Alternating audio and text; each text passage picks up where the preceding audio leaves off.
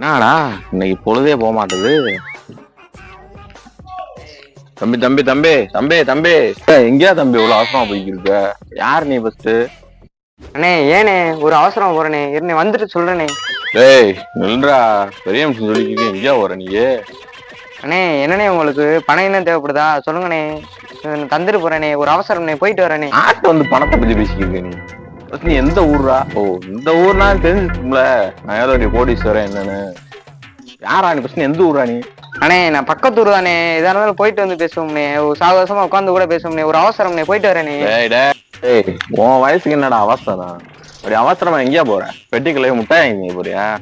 இந்தா எனக்கு ஒண்ணு நிஜாம் பக்கம் வேண்டியா? அண்ணே கடைக்கே போலண்ணே, ஹாஸ்பிட்டல் முடிக்க போறேனே. ஹாஸ்பிட்டல் வர போறியா?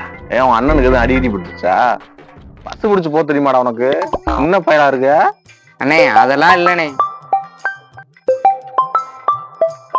ஹலோ, என்ன பிறந்துடுச்சா?